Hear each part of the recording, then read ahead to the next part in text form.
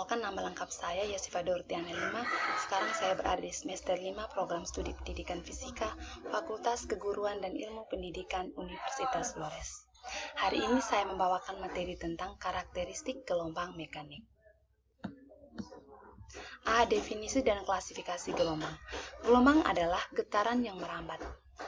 Contohnya seperti ketika kita melempar batu di kolam atau sungai, ketika batu mengenai permukaan air kolam lalu masuk ke dalam air kolam, maka akan terbentuk pola gelombang berbentuk lingkaran yang merambat dari batu ke tepi kolam. Batu yang dilemparkan merupakan sebuah usikan atau gangguan sehingga menimbulkan gelombang pada permukaan air. 2. Klasifikasi gelombang. Klasifikasi gelombang menurut ada tidaknya medium untuk perambatan energi dibagi menjadi 2. Yang pertama, gelombang mekanik adalah gelombang yang membutuhkan medium untuk perambat, misalnya seperti gelombang bumi. 2. Gelombang elektromagnetik adalah gelombang yang tidak membutuhkan medium untuk perambatan. B. Klasifikasi gelombang menurut arah getar dan arah rambatnya. Dibagi menjadi 2, gelombang transversal adalah gelombang yang arah getarnya tegak lurus dengan arah rambatnya. Teman-teman bisa lihat gambar dari gelombang transversal di bawah ini. Ketika kita menggerakkan tali ke atas kemudian ke bawah, maka dia akan membentuk sebuah pola gelombang yaitu puncak dan lembah. Titik O, B dengan D merupakan puncak gelombang, titik D, E dengan G merupakan lembah gelombang. Arah getarnya ke atas dan ke bawah, arah rambatnya ke kanan. Titik B dengan H merupakan titik puncak gelombang dengan panjang gelombang lambda. 2. Gelombang longitudinal adalah gelombang yang arah getarnya sejajar dengan arah rambatnya, misalnya seperti selinki. Ini merupakan rapatan, renggangan, pusat renggangan dengan arah getaran. Berikut klasifikasi gelombang menurut amplitudonya. Gelombang berjalan adalah gelombang yang memiliki amplitudo tetap. 2. Gelombang stasioner adalah perpaduan antara gelombang datang dan gelombang pantul yang amplitudo dan frekuensinya sama tetapi arah rambatnya berlawanan. B. Besaran dan karakteristik gelombang mekanik. Besaran-besaran gelombang yang pertama, panjang gelombang atau lambda adalah jarak yang ditempuh gelombang dalam satu periode atau besarnya jarak satu bukit satu lembah. B. Periode dan frekuensi. Periode adalah banyaknya waktu yang diperlukan untuk satuan gelombang. Frekuensi adalah banyaknya gelombang yang terjadi dalam waktu 1 sekon. Berikut ini hubungan antara periode dan frekuensi. Dinyatakan dengan rumus T sama dengan 1/F, di mana T sama dengan periode satuannya sekon, F sama dengan frekuensi satuannya hertz. C. Cepat rambat gelombang adalah besar jarak yang ditempuh gelombang tiap satuan waktu. Dinyatakan dengan rumus V sama dengan lambda per T atau V sama dengan lambda kali F, di mana V sama dengan cepat rambat gelombang, satuannya meter per sekon, lambda sama dengan panjang gelombang, satuannya meter, T sama dengan periode, satuannya sekon. D. Amplitudo gelombang. Amplitudo adalah simpangan maksimum gelombang yang memiliki satuan meter. Berikut ini kita masuk di karakteristik gelombang mekanik. Gelombang mekanik mempunyai karakteristik misalnya refleksi, refraksi, difraksi, dan interferensi. Yang pertama, pemantulan gelombang refleksi. Refleksi adalah perubahan arah rambat gelombang saat bertemu dengan bidang batas dua medium. Teman-teman bisa lihat gambar di bawah ini. Pernyataan hukum pemantulan. Besar sudut datang dan sudut pantul sama. Besar sudut I dan sudut R sama. Hukum pemantulan yang kedua, gelombang datang, gelombang pantul dan garis normal, gelombang datang, gelombang pantul dan garis normal berada pada satu bidang datar. Yang kedua, pembiasan gelombang atau refraksi. Refraksi adalah peristiwa pembelokan arah lintasan gelombang karena melalui dua medium yang berbeda. hukum pembiasan cahaya yang dikemukakan oleh Snellius. Sinar yang datang dari medium yang kurang rapat ke medium yang lebih rapat, maka sinar dibiaskan mendekati garis normal. Sebaliknya, sinar yang datang dari medium yang rapat ke medium yang kurang rapat, maka sinar akan menjauhi garis normal.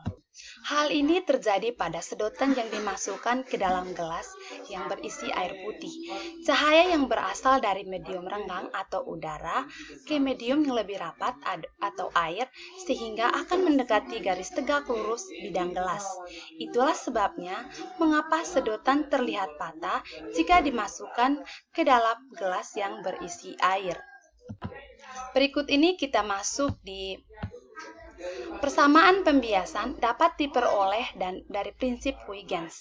Kita dapat melihat segitiga di bawah ini.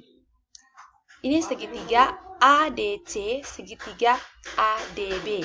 Sehingga kita dapat sin theta I sama dengan V1T per AD dan sin theta R sama dengan V2T per AD. Sehingga sin theta I dibagi sin theta R sama dengan V1T per AD bagi V2T per AD. Jadi kita dapat sin theta I per sin theta R sama dengan V1 per V2. Mengingat hubungan P sama dengan lambda kali F, maka dapat ditulis sin theta I per sin theta R sama dengan V1 per V2 sama dengan lambda 1 kali F2 per lambda 2 kali F2. Pada pembiasan, cepat rambat dan panjang gelombang akan berubah tetapi frekuensinya tetap, atau F1 sama dengan F2, sehingga kita dapat sin theta I per sin theta R sama dengan lambda 1 per lambda 2. Berikut ini kita masuk di perpaduan gelombang atau interferensi. Interferensi adalah perpaduan antara dua gelombang cahaya. Interferensi dibagi menjadi dua, yaitu interferensi konstruktif dan interferensi deduktif.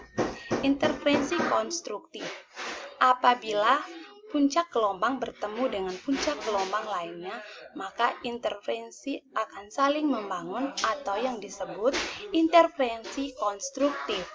Interferensi deduktif, apabila puncak gelombang bertemu dengan dasar gelombang, maka interferensi saling melemahkan atau yang dinamakan dengan interferensi deduktif. 4. Lenturan gelombang atau difraksi.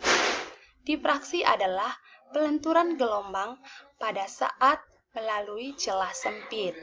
Dan jika celah berukuran lebar, maka difraksi tidak jelas terlihat. Tetapi jika celah dipersempit, maka difraksi akan tampak jelas. Celah bertindak sebagai sumber gelombang yang berupa titik.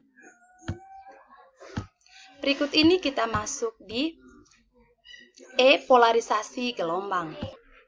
Polarisasi adalah peristiwa terserapnya sebagian atau seluruh arah getar gelombang sehingga hanya memiliki satu arah getar saja.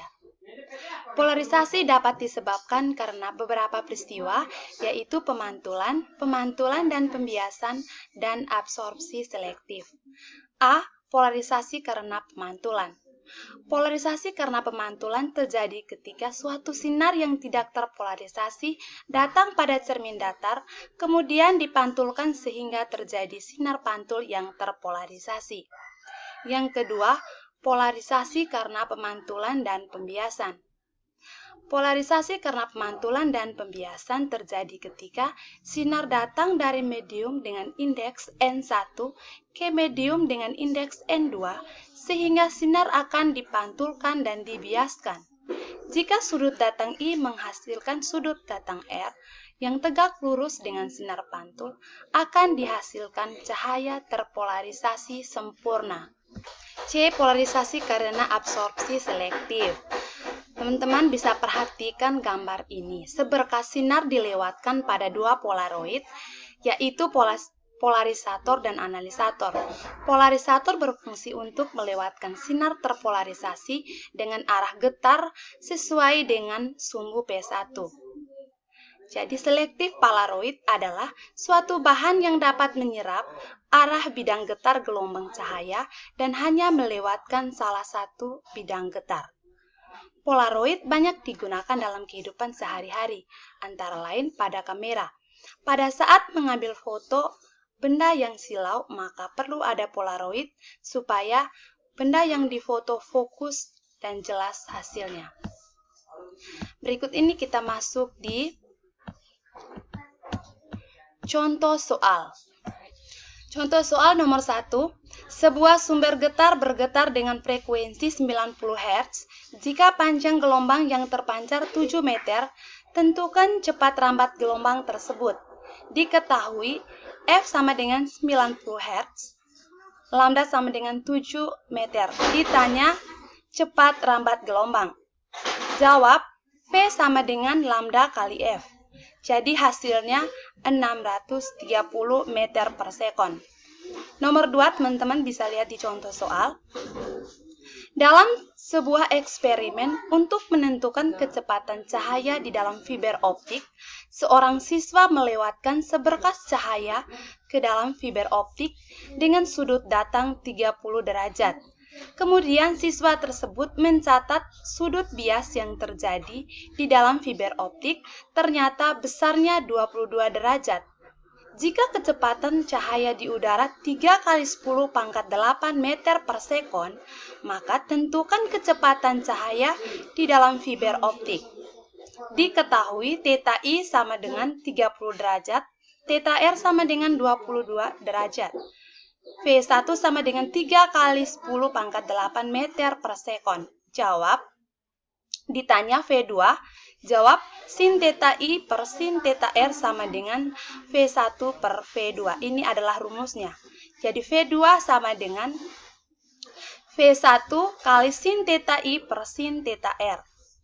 V2 sama dengan 3 kali 10 pangkat 8 dikali sin 22 derajat per sin 30 derajat. Jadi, V2 sama dengan 3 kali 10 pangkat 8 kali 0,37 per 0,5. V2 sama dengan 2,2 kali 10 pangkat 8 meter per sekon. Sekian materi dari saya. Terima kasih. Jangan lupa like, subscribe, dan komen.